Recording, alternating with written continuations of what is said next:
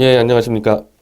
지난주 토요일 제가 대구 반월당 집회에서 연설을 마치고 6시 서울역 대회의실에서 미디어치 국가경영포럼 1회 순서를 가졌죠. 근데 1회도 그렇고 이제 이번 주는 영등포에서 한다 그래요. 2회까지도 제가 제 계획을 설명하니까 이건 국가경영포럼이라기보다는 그냥 어떻게 보면 좀 기초 작업이고 3회부터 본격적인 전문 강사를 초청해서 진행을 합니다. 그래서 제가 1회 때 이야기한 거는 미디어워치라는 언론사 발전 계획을 발제를 했는데 여러 가지 좀 사적인 얘기들도 나와서 전체 영상은 공개를 하지 않고 지금 이 방송 말미에 한 2, 3분 정도 스케치로만 전달을 할 겁니다. 그리고 지금 이 시간에는 그때 나왔던 얘기 중에서 혹시라도 좀 민감하지 않은 범위 내에서 제가 설명드린 요점, 그걸 이제 현장에 오신 분이 아니고는 지금 모르니까 이제 그걸 설명을 드리는데, 지금 현재 이제 가장 좀 우리 독자들 내에서 좀 논쟁이 있는 게, 이게 독자분들이 후원금을 모아줬을 때 그게 법적으로 또 정광용이나 이렇게처럼 불법 후원되느냐 그러는데, 미디어워치는 언론사 영리법인이기 때문에 어떤 명목으로든 돈이 들어오면은 그거는 소득으로 잡히고 법인 소득으로 잡힙니다. 아마 기타 소득, 사업의 소득 이런 식으로 잡힐 거예요. 그래서 결국에는 나중에 정리해서 법인세를 내기 때문에 법적으로 후원금이 아니에요. 독자분들이 그냥 내는 분들은 후원금이라 생각하지만은 실제로 미디어치로 법인으로 들어오는 그 돈은 그거는 법인 소득이 되기 때문에 지금 이 정광용 같은 경우에서 불법 후원이 문제가 되는 거는 세금을 안 내잖아요. 이 후원금에 대해서 국가가 통제하는 이유는 면세기 때문에 그런 건데 미디어치는 법인이기 때문에 법인 내에서 세금을 내기 때문에 전혀 이 후원금과는 성격이 다른 거. 그래서 그런 걱정을 안 하셔도 되고, 그리고 어떤 식으로 이제 좀 후원이 모이면은 지금 꽤 많은 분들이 이 미디어치 스튜디오를 확 좀 바꿨으면 좋겠다. 좀 큰 데 가서 바꿨으면 좋겠다. 특히 이제 상암동 가서, 이제 상암동에 이제 방송시설들이 많으니까 그런 데서 바꿨으면 좋겠다. 근데 저는 장기적으로 그런 생각이 있지만은 저는 지금 단계에서는 이 유튜브 이 채널 정도 하는 데서 스튜디오를 크고 좀 화려하게 할 생각이 없습니다. 그건 제가 그 자리에서 설명드렸는데, 이 유튜브 방송이라는 게 마니아층 대상으로 이제 가게 돼 있고, 이 채널로 들어가는 부분, 그러니까 IPTV 채널로 들어가는 부분은 좀 더 폭이 넓어지는데, 그 채널에 좀 성격이 있는 거예요. 그러니까, 미디어치 이 유튜브 TV가 발전하려면은, 제가 더 양질의 컨텐츠를 연구해서 더 방송을 많이 하는 게 우선이지, 스튜디오를 바꾸는 것과 미디어치 TV가 유튜브에서 이렇게 올라가는 것과는 별 상관이 없다. 저는 그렇게 생각을 하는 거예요. 이제 그렇게 생각하지 않는 독자들이 있다는 거죠. 그렇게 생각하지 않고, 무슨 지금 신의 한수라든지 정규제 TV라든지 뉴스타운 TV라든지 다들 그렇게 좀 스튜디오를 많이 확장을 했는데, 그래도 미디어치 TV도 그렇게 해야 되는 게 아니냐 했을 때, 저는 현재 시점에서는 자금을 그쪽에 쓰는 것보다는 컨텐츠 확장 쪽에 쓰는 게 합당하다고 보는 관점이라는 거죠. 그럼 나중에 방송을 어떻게 하느냐? 그 IPTV 관련 방송은 제가 대한민국당 때부터 발전했는데, 지금 우리 유튜브가 이 문제가 각 식당 같은 데서 이 TV 틀어놓으면은 그 TV 보기 싫어서 다 스트레스 받잖아요? 저도 여기 여의도에 있는 식당 갔을 때 식당에서 JTBC 틀어져 있으면 짜증이 나는 수준인데, IPTV에 한 200 몇 번대라도 번호를 따서 들어가면은 우리 독자들이 아는 식당마다 그 미디어치 IPTV 채널을 계속 돌려만 주면은 한 288번이다. 이렇게 되면은 굉장히 큰 효과가 있는데, IPTV로 들어가려면은 일단은 이 주조정실도 있어야 되고, 시설이 분명히 이 스튜디오 확장하고는 차원이 다른 정도로 시설비가 들어가죠. 물론 그것도 어마어마하게 큰 돈 들어가는 건 아니에요. 그거 한 2, 3억 정도로 저는 지금 보고 있거든요. IPTV로 들어간다 했을 때. 그리고 이제 채널을 번호를 따야 되니까 채널 번호 따는 부분에 대해서는 제가 그 당시 IPTV 협회에게 물어본 결과는 시범 채널로 한 6개월 주고 6개월 동안에 평가를 해서 그런 대로 의미 있다면은 좀 넣어주고 의미 없으면은 사라지고 뭐 이런 거라는 얘기를 들었습니다. 그리고 200번대에 사실 잘 안 보잖아요. 우리가 200번대. 기껏 봐봐야 뭐 저도 지금 IPTV가 TV가 돼 있는데 한 150번, 160번대에 이른바 내셔널 지오그래피 이런 채널들이 있거든요. 저도 이제 그 이상은 안 넘어갑니다. 160번대 이상 넘어가진 않아요. 그러니까 270번, 280번대 같은 경우는 거의 접근성이 없다는 얘기 아니에요. 근데 거기에서도 있는 채널들이 있습니다. 그 채널 중에서 또 제가 아는 채널들이 있어요. 그 사장들하고 또 제가 아는 사람들도 있습니다. 그쪽 방송사 경영진들하고. 그러면은 이미 번호를 확보하고 가는 그 방송사와 미디어치가 지분 투자 계약이나 제휴 계약을 맺을 수도 있고, 그러니까 방법이 굉장히 다양하다는 겁니다. IPTV로 들어가는 방법은. 그러니까 그 정도 됐을 때 제가 방송 사업을 확장하고, 당분간은 이 미디어치 유튜브 이 시설에서 여기서 더 컨텐츠를 많이 확보하는 데 쓰겠다. 이제 그런 말씀을 드려서 스튜디오 문제는 더 이제 논란의 여지가 없을 것 같습니다. 그래서 뭐 스튜디오를 바꾸자고 요구하는 독자도 있고요. 반대로 그거 왜 괜히 사업자 돈벌이만 해주냐? 양질의 컨텐츠를 더 썼으면 좋겠다. 그래서 그거는 제가 경영적 판단할 수밖에 없는 부분이에요. 뭐가 옳으냐 그러냐는 이것도 하나의 언론을 계속 운영해온 그 경험과 이 지식 가지고 하는 건데 현재로서는 컨텐츠 확장이 맞다고 판단하고 때가 되면은 IPTV로 들어갈 정도로 그 정도의 방송 기획을 세워서 제대로 하겠다. 그래서 그런 식으로 정리를 했습니다. 그러면 컨텐츠 확장은 어떻게 하느냐? 국가경영포럼이 사실은 중요한 컨텐츠 확보 창구가 되는 거죠. 컨텐츠라는 게 기본적으로 미디어치는 국제니 경제니 정치니 무슨 경영이니 문화니 그쪽에 국익과 공익에 관련된 컨텐츠들 아닙니까? 그럼 그거를 잘 아는 전문가들이나 논객들 풀을 만들어야 되는데 미디어워치 국가경영포럼에서 매주 한 분씩 해당 분야 전문가들을 초청해서 거기서 강연을 하고 그걸 다시 미디어워치 기사로도 하고 미디어워치 TV로도 올리고 그걸 좀 판이 넓어졌다고 하면은 현재 월간 미디어워치가 있는데 이른바 월간 국가경영으로 확대 발전을 해서 이 대한민국 국가가 어떻게 가야 되는지를 알고 싶어하는 독자, 유료 독자 1만 명 이상을 확보하는데 총력을 다하겠다. 이제 그렇게 제가 1회 행사 때 말씀을 드렸습니다. 그 모든 컨텐츠의 핵심은 사실은 텍스트예요. 요즘에 이제 유튜브 때문에 영상 굉장한 것 같이 보이지만은 그 영상이 문제가 아니고 말도 텍스트잖아요. 이 텍스트 자체의 질이 높아야지 영상도 빛을 낼 수 있지. 아무리 좋은 영상이어도요. 헛소리를 하면은 나온 패널이 헛소리하고 있으면은 그게 좋은 방송이냐 이거죠. 그래서 핵심은 월간 국가 경영의 양질의 이 칼럼 분석 기사들이 확보가 돼야 돼요.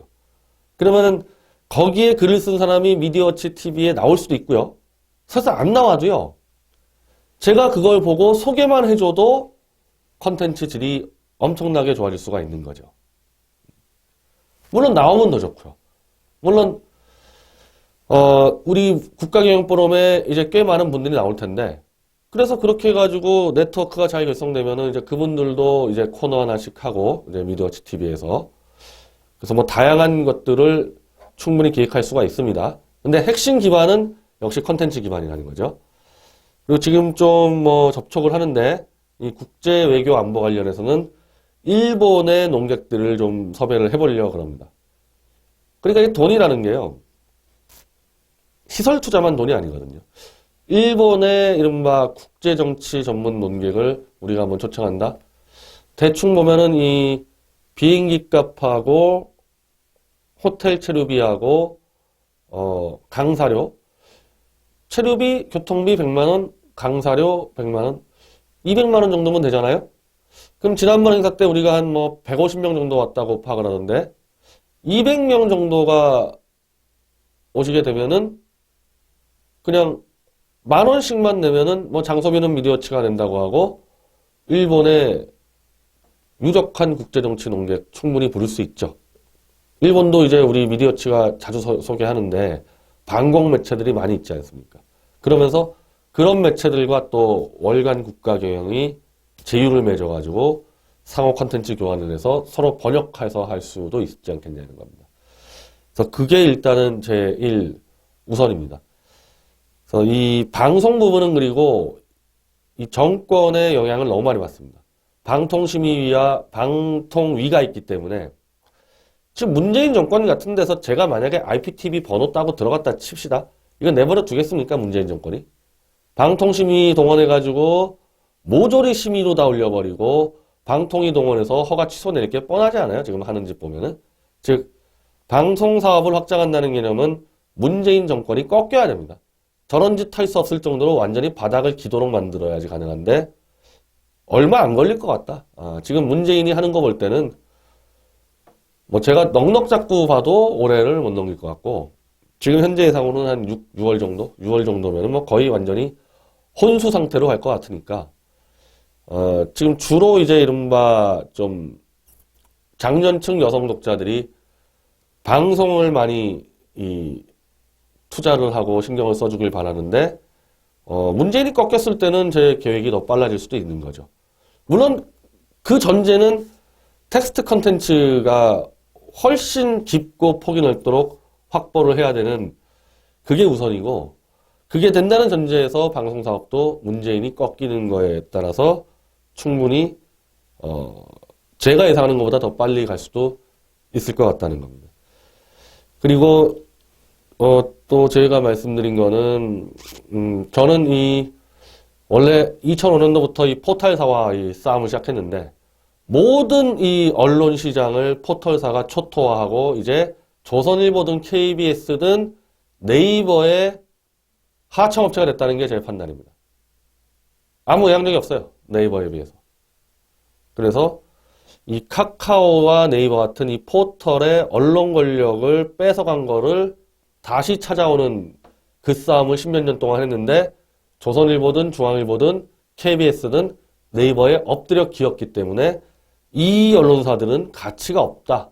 네이버 정도 하나 무서워가지고 저렇게 엎드려 기는 자들이 국익을 위해서 진실의 기사를 쓸 가능성이 없는 겁니다. 사업적으로도 안 되는 거고. 저는 문재인이 무너뜨리고 자유통일 정권 세우면은 포털의 언론 권력을 완전히 무너뜨려 버릴 겁니다.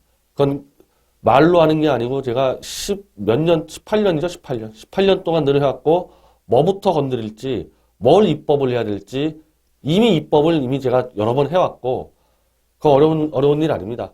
전 이명박 박근혜 정권이 충분히 할 수 있었는데 그쪽에 있는 이 기득권 세력들이 할 의사가 없어서 그런 거죠. 의지만 있으면 충분히 할 수 있습니다. 그래서 그렇게 포털의 언론 권력을 무너뜨리면은 인터넷 컨텐츠 시장이 폭발할 겁니다. 언론 시장도 다시 회복이 될 거거든요.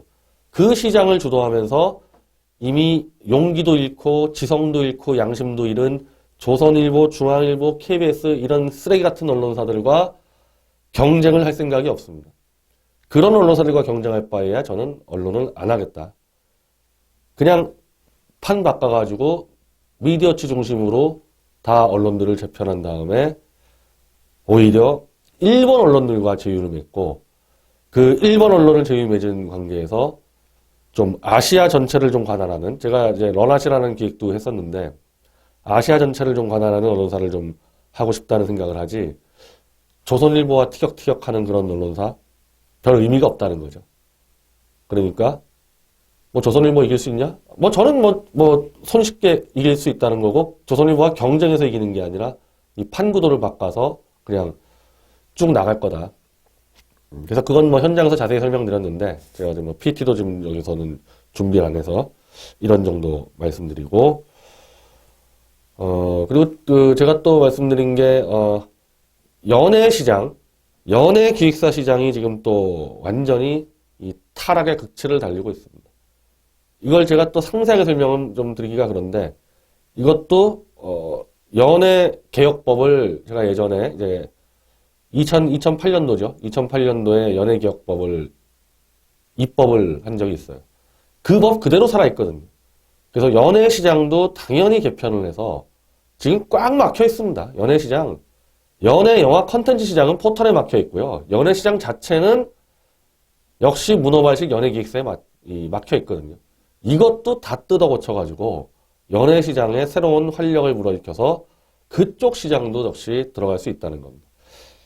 제가 좀 전체적으로 브레이크 뉴스 때부터 언론을 할 때 이 시장을 딱 들어갔을 때 야, 이거는 지금 한두 개가 문제가 아니라 전체 시장이 완전히 타락하고 꼬였다. 그러면 시장 전체를 개혁하는 그런 안들을 내거든요. 그러니까 싸움판을 무지막지하게 커지는 거예요, 싸움판이. 연예 기획사 이것도 거의 한 10년을 싸운 거고요. 포털하고 13년 싸우고 있는 거고. 기껏해야 저 손석희 이런 거하고는 지금 2년째밖에 더 됐습니까? 그러니까 싸움이 자꾸 길어지는 게 워낙 큰 싸움들을 벌이는데 이게 부분적으로 해결될 수 있는 사안들이 아니어서 그래요. 이거는 거의 입법 하나로 완전히 판을 바꾸지 않으면요. 다른 방법이 없는 겁니다. 다른 방법이라는 것은 빌붙어서 야합하는 건데 그럴 바에야 언론을 안 할 거니까. 연예 기획사나 네이버 따위하고 야합을 해야 되는 상황이라면 제가 언론을 뭐하러 하겠어요. 그냥 집에서 그냥 그렇죠. 카페나 하고 유튜브나 하고 있으면 되지. 그렇게까지 하면서 제가 언론을 할 생각은 없어요. 완전히 판을 바꿔서 언론 본연의 프라이드와 지성을 찾을 수 있는 그런 시장을 만들고 그 시장을 주도하면서 이른바 주도하겠다는 겁니다. 앞장을 서겠다는 거죠. 경쟁에서 이기겠다기보다는 앞장을 서서 판을 바꿔서 맨 앞자리로 가겠다는 겁니다. 그래서 이런 유형의 이야기들을 지난 토요일날 했고요. 이번 주 토요일은 국가 경영. 진짜 국가 경영. 문재인이 조만간 무너지고 내각제 세력을 퇴치하고 새롭게 어떤 방식으로 자유통일 정권을 만들고 그 자유통일 정권은 어떻게 국가를 바꿔나가는지 그 본격적인 얘기를 2회 때 하고 그 2회가 맞춰지면 3회부터는 전문가 패널을 부를 거거든요. 그래서 원래는 2회 때 제가 개방을 하려고 했는데 이것도 좀 민감한 얘기들이 많이 나올 것 같아서 2회 이 국가 경영 문제도 지금처럼 스케치 영상과 그 다음 주 월요일 날 제가 문제 안 되는 부분만 정리를 해서 이렇게 방송하는 걸로 그런 식으로 진행을 하겠습니다. 그 3회부터는 이제 본격적으로 전문 강사들을 부르고 가끔가다 이건 제가 좀 1시간 동안 분명히 얘기할 좀 비상사태가 터졌다 그러면은 뭐 제가 가서 할 수도 있고요. 그리고 왜 서울만 하냐 그러니까 제가 나가서 할 상황이 벌어졌을 때는 대구 정도에서 해서 부산이나 이쪽 분들 좀 편하게 올 수 있게끔 그래서 그런 연구도 하고 있습니다. 하여튼 미디어워치 국가경영 포럼 매주 토요일 6시에 합니다. 매주 토요일 6시에 하고 어느 순간 됐을 때 이거를 월간 국가경영을 내서 많은 사람들을 좀 국가경영에 참여시킬 수 있도록 그런 계획이니까 관심들 많이 부탁드립니다. 그래서 이 제도 언론 치고 그걸 진실을 지금 파헤치는 언론사가 없었기 때문에 저는 기자들 안 만난 지도 정말 오래됐어요. 기자들 안 만난 지도. 예전만 하더라도 일주일에 한 번 정도 여의도 국회 출입 기자들이 만나고 있었는데 뭐 제 스스로 만나고 싶지도 않고 저는 이 기자라는 직업 자체가 문사잖아요, 문사. 뭐 예전에 따지면 이제 문사 직업이니까 이 젊은 기자들하고 이렇게 만나서 밤새 이 국가의 미래를 토론하고 저는 뭐 그럴 줄 알았는데 안 돼요, 그게. 네, 그게 안 됩니다. 예전에 됐던 것 같아요. 분명히 2000년 한 초반, 중반 이땐 됐던 것 같았는데 그땐 저보다 훨씬 이제 높은 선배들 기자들 만나면은 진짜 나라 걱정하고 했단 말입니다, 여러분들처럼. 근데 이게 가면 갈수록 기자들이 젊은 기자가 들어오면 들수록 그런 토론이 불가능해지는 아무 생각이 없어지는 거예요, 기자들이. 그냥 주는 대로 기사 쓰고 특종에 대한 욕심도 지금 다 사라져버렸다고 저는 보고 있어요. 그래서 이게 완전히 언론 전체의 지성과 양심이 그냥 다 시멘트로 지금 발라져 있는 이런 상태니까 즉 언론개혁 단체를 만들고 원래 미디어워치라는 이게 언론 감시 매체라는 것은 언론이 잘못 갈 때 몇 개 탁탁탁 짚어서 기자 개인이 양심의 가책을 느끼든지 아니면 야 내가 좀 지성이 떨어지는구나 열심히 해보자 원래 그렇게 하는 게 언론개혁 운동이라는 건데 의미가 없어진 거예요.